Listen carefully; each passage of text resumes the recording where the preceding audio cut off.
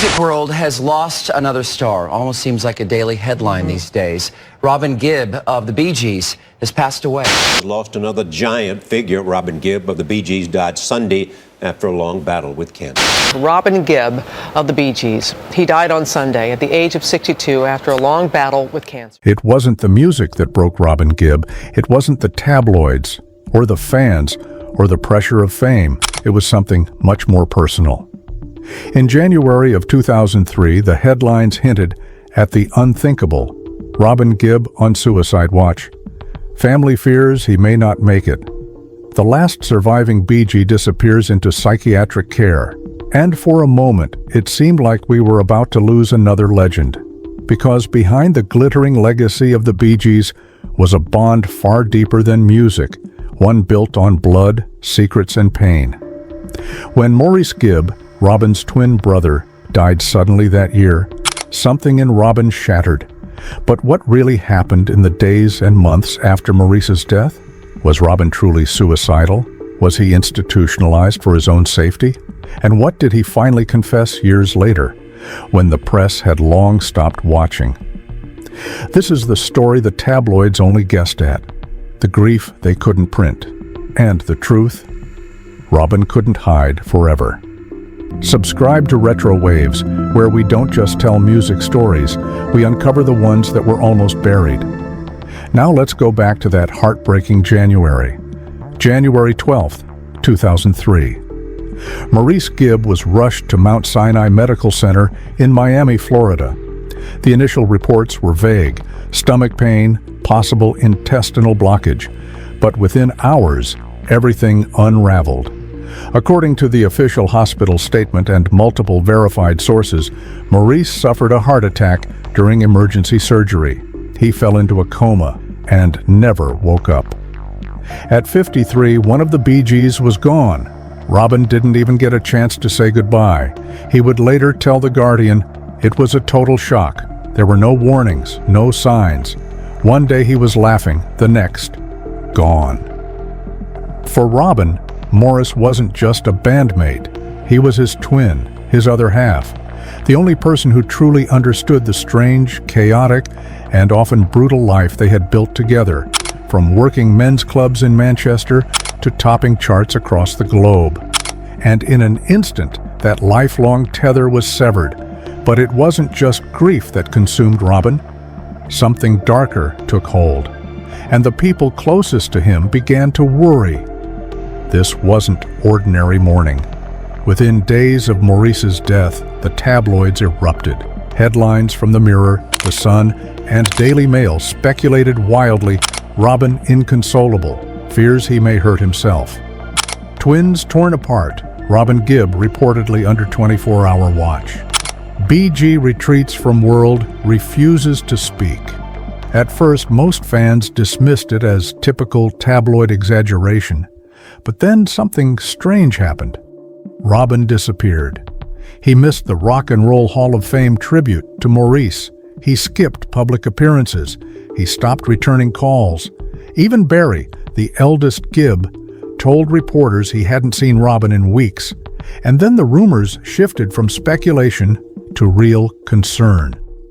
A family insider told the Sunday People, "Robin is not coping. He's vanished into grief." The family fears he may do something drastic. Was it gossip? Or was there something more going on behind those closed doors? The answer came not from the press, but years later, from Robin himself. It wasn't until nearly a decade later that Robin, in a rare and painfully honest interview, confirmed what many had long suspected. "Yes, I was institutionalized," he told the Mail on Sunday in 2011. "I was in a psychiatric hospital. I couldn't function. I was so depressed I couldn't speak to anyone. I just wanted to be with my brother." It wasn't a figure of speech. According to the interview, Robin checked himself into a private psychiatric clinic in London just weeks after Maurice's funeral.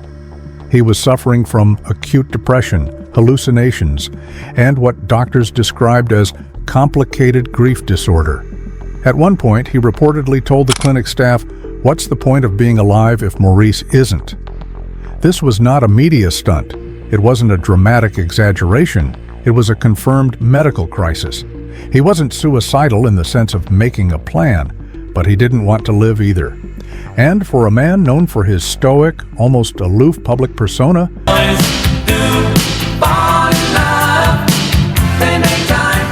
the rawness of that confession shook fans to their core. But the real question was, how did Robin get to that point? What pushed him so far over the edge? To understand why Maurice's death hit Robin so hard, you have to go back to the very beginning. Robin and Maurice were born on December 22nd, 1949. Twins, inseparable from the moment they entered the world. They shared everything: a bedroom, a stage, a spotlight, a secret language only twins could understand. Barry was the leader, Andy was the baby, but Robin and Maurice, they were the glue. Nobody gets too much heaven. According to childhood friends and early interviews, the twins were often mistaken for one another. In fact, during one of their earliest school performances in Manchester, even the teacher introduced Robin as Maurice. And that was fine with Robin. He didn't mind fading into his brother's shadow, because Maurice was always right beside him. But it wasn't just music that bonded them, it was pain. When the Gibb family moved to Australia in 1958, the boys were uprooted, lonely, and bullied for their accents. Their escape? Singing together on street corners, in train stations, anywhere someone might throw a coin. Robin later said in an interview, "Maurice was my twin, but he was also my anchor. Without him, I never quite felt real." So when that anchor was ripped away, Robin wasn't just mourning a brother. He was losing his sense of self. And it triggered something he'd kept buried for decades. Barry Gibb, the eldest BG, wasn't just grieving Maurice. He was worried sick about Robin. In a rare statement to People magazine in mid-2003, Barry admitted, "I've never seen Robin like this. He's not coping well. He goes silent for hours, sometimes days. It's like he's somewhere else." And it wasn't just silence. Family members revealed Robin had stopped eating. He'd isolate for days in a darkened room. He began speaking to Maurice, as if he were still alive. At first, everyone thought it was temporary, a trauma response, but by spring, things had deteriorated so badly that Barry intervened. He and Robin's wife, Dwina Murphy Gibb, coordinated with doctors to have Robin admitted to a private psychiatric facility in London. Dwina would later confirm to the Evening Standard he was not suicidal in a classic sense. He just wanted to fade away. He said, "Let me be with Maurice." It was heartbreaking. The hospital stay was short, about 6 weeks, but intense. Robin underwent counseling, medication adjustments, and grief therapy. Doctors warned the family that recovery would be long and that Robin might never return to public life. But Robin wasn't ready to give up just yet. One of the most haunting parts of Robin's breakdown was what he described during his psychiatric stay. According to Robin's own later accounts, he began experiencing what psychologists called bereavement hallucinations. He claimed to hear Maurice's voice, sometimes feel his presence. Once, he even told Dwina he saw Maurice standing at the foot of his bed. "I thought I was losing my mind," Robin confessed in a 2008 interview, "but part of me didn't want the visions to stop." It's a documented psychological phenomenon, not madness, but grief so deep it tricks the brain into conjuring the lost person. Still, for Robin, it felt like reality. He began writing songs again, but not for an album, for Maurice. He said, "I'd sit at the piano and play as if he were listening. I needed to believe he still heard me." Some of these unreleased tracks remain in the Gibb family vault. One titled "Echo of You" has been described by insiders as a sonic letter to Maurice. Robin had never been this vulnerable, and yet it was these ghostly moments that would ultimately pull him back from the edge. But not without one more tragedy. By late 2004, over a year after Maurice's death, Robin began to re-emerge, slowly, cautiously, like someone testing if the world was still real.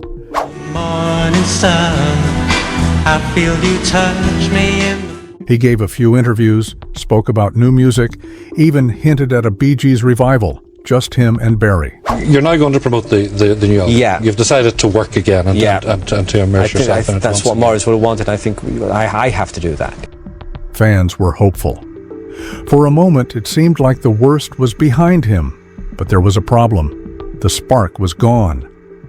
In a BBC radio interview from 2005, Robin admitted, "Performing feels like walking on stage with only half a soul."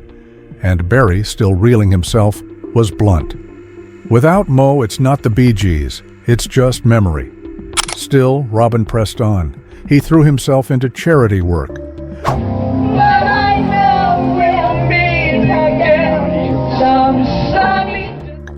Appeared at tribute concerts, To love somebody, to love somebody. smiled for the cameras, Thank you everybody for coming.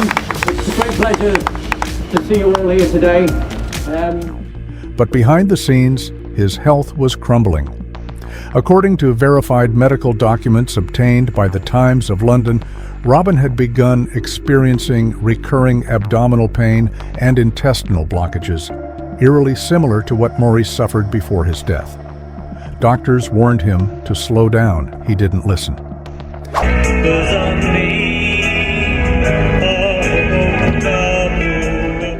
In 2010, he collapsed at Oxford Airport before a show. He was rushed to the hospital. The tests revealed something far more serious, an aggressive form of colorectal cancer. Robin was stunned. "First I lose my brother," he said in a statement.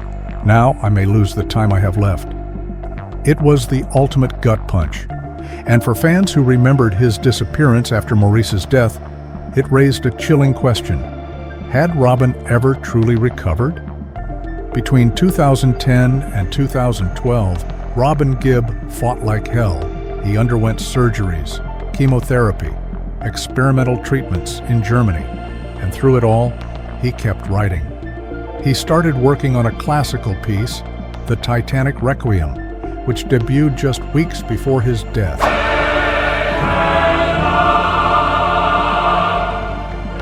He called it a tribute to the past, but insiders said it was really a farewell letter, not just to history, but to Maurice. During these years, Robin gave some of his most revealing interviews. In one with The Telegraph, he said, "There isn't a single day I don't talk to Mo. I feel him still." He kept Maurice's guitars in his studio. He played his brother's voice through the speakers. He'd hum harmonies with old Bee Gees tracks, filling in the missing voice only he could still hear. It wasn't delusion, it was devotion. And it led to one final, heartbreaking request. In early 2012, knowing the end was near, Robin asked that he be buried with 2 items. 1, a photo of the 3 Bee Gees. 2nd, a ring Maurice had given him before a tour. "I want to go the way I came in," he told Dweena, "with my brother." Robin Gibb died on May 20th, 2012, at age 62. At his funeral, Barry stood alone, the last surviving Bee Gee. And when he spoke, his voice cracked as he said, "I always feared this day. I never wanted to be the last one standing." But the legacy of Robin and Maurice Gibb wasn't just music. It was loyalty. It was pain. It was a twin bond so deep it blurred the line between life and death. In the years since Robin's passing, the rumors about 2003 still echo, that he was suicidal, that he went mad, that he vanished. But now, we know the truth. Robin Gibb didn't give up. He broke. And then he fought his way back, haunted, heartbroken, but never hollow. He sang until the end, and in every note you can still hear Maurice. 2 voices, 1 soul, separated by death, united in sound. If this story moved you, if you felt the weight of what Robin carried and the love that never died, then help us keep their memory alive. Subscribe to RetroWaves, where forgotten stories find their voices again, where legends don't just live in charts, They live in truth. And if you ever wondered whether music can save someone from the edge, just listen to Robin Gibb. His voice was the proof